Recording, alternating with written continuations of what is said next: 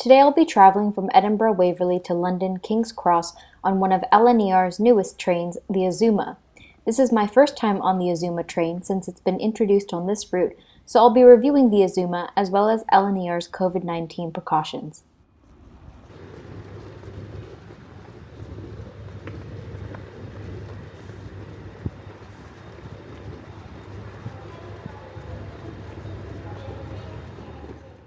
Walking into the station, it was easy to maintain distance from others, given that there weren't many people. The inside of Edinburgh Waverley was also incredibly quiet. Most of the shops in Waverley Station, including the Cafe Nero and Marks & Spencer's, were closed, with signs on the floor every couple of meters reminding people about social distancing.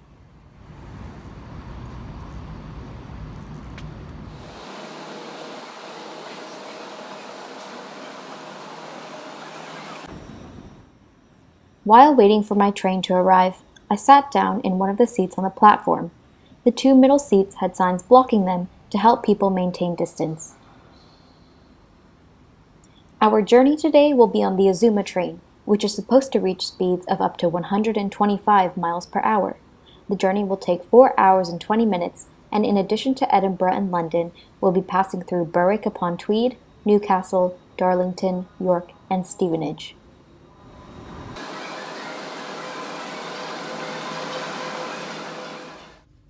We left the station at 4:30 in the afternoon, with the train less than a quarter full. I had 2 seats to myself, and those who reserved seats at a table probably didn't have to share with another passenger.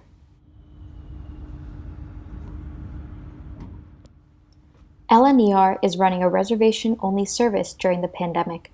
This means that everyone needed to have a seat reservation before boarding the train, and we were meant to only sit in the allocated seat on our ticket. No one checked this as I boarded the train, however. One of the new features on the Azuma train are the seats. The actual seat cushioning was fine, if not a little bit on the firmer side. The tray table was improved, with 2 cup holders instead of 1, and it was very sturdy. Unfortunately, my tray table was dirty with a coffee stain in the corner. This did not give me any confidence in LNER's cleaning methods during this pandemic, so I promptly wiped down my seat and tray table using wipes that I had brought with me. The tray table was also not wide enough to hold my laptop, which is a Microsoft Surface Pro with the kickstand in the back. However, the old tray tables weren't able to do this either. There was plenty of leg space, and the electrical outlets were in a much better position in between the 2 seats rather than just against the wall, as in the old LNER trains. There was plenty of storage space above the seats, and there were different screens showing if the seat was available or taken. These reservation screens weren't in use during the pandemic, as everyone on the train would have already had a reserved seat. There was free Wi-Fi throughout the trains, and it was at a similar connection quality and speed as the previous LNER trains. I was even able to stream a YouTube video.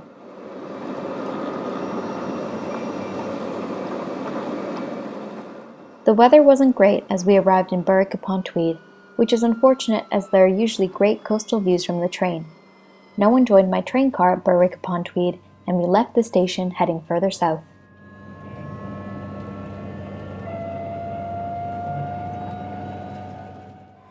It was easy to maintain distance while seated on the train, given that there weren't many passengers, but it was harder when walking through the aisles. While it is supposed to be mandatory that everyone wears a face covering on any public transport in Scotland, I noticed a few people who boarded the train in Edinburgh, sat down, and even walked through the train without any face coverings on. The staff made several announcements about keeping face coverings on for the journey, but they did not attempt to enforce the rules, even if they saw someone without a mask. This may be where airplane travel is doing a better job than train travel. Most airplane passengers that I have seen since the pandemic started have been wearing masks and keeping them on, even if seated on an almost empty plane. Unfortunately, this doesn't seem to be the case with train travel.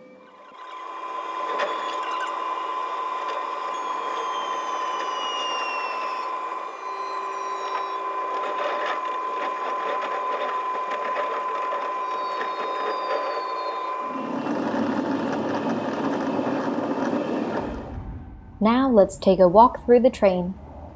Right outside my coach, there was a bicycle storage area for 4 bikes with suitcase storage areas at the beginning or end of each of the train cars. The rest of the train cars were just as quiet as mine.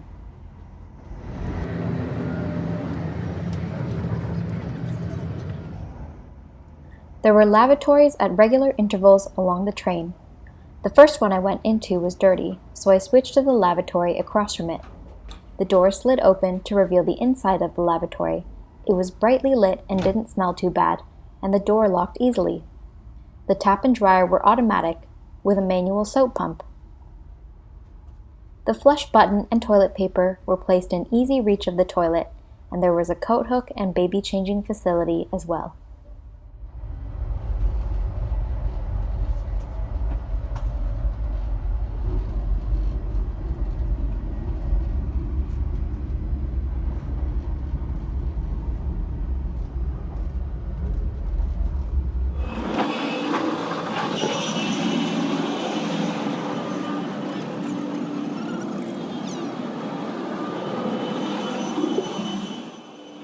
Continuing through the train, all of the doors were automatic.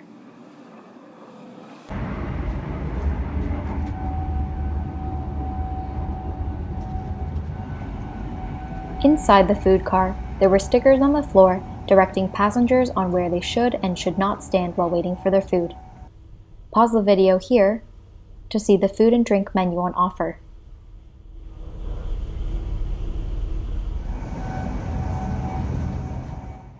Right after leaving Edinburgh, the LNER staff announced that those who wished to purchase food would need to wait for their train car to be announced first, to help maintain distance between passengers. They started announcing train cars letter by letter from the beginning of the alphabet. I was in Coach K, the last standard car, and was called after Newcastle. Arriving into Stevenage and then onwards to London, it was getting quite dark. Throughout the train ride, I saw LNER staff pass through the train around 3 times.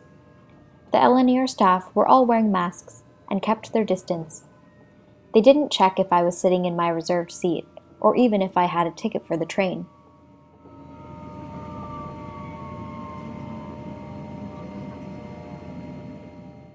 Overall, this train ride was okay. The new Azuma trains certainly have a modern, sleeker design, and I like the placement of the electrical outlets, as well as the ample bicycle storage. I do think that LNER needs to work on their pandemic safety, including cleaning the train more thoroughly and enforcing the face covering rules. Arriving into King's Cross, it was also incredibly quiet. There were stickers along the floor reminding people to maintain distance. I didn't have to scan my ticket to leave the station. The entrance to the tube closest to the train station exit was blocked off, but there was another entrance not too far away, so I made my way into the London Underground and onwards to my accommodation. I hope you enjoyed this video, and thank you for watching. Please like, comment, and subscribe for more videos.